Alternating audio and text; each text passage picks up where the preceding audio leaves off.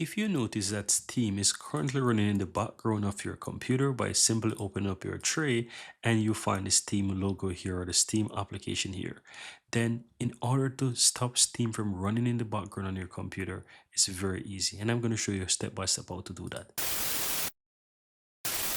All you have to do is simply right click on your taskbar if you're using a Windows 11, or you can simply press Ctrl Alt Delete and go to Task Manager. Any option you choose is really up to you.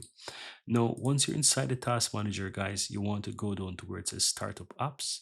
And from here, you want to scroll down and look for Steam. And as you can see, here it is. And if you look across under the status, you will see it says enabled.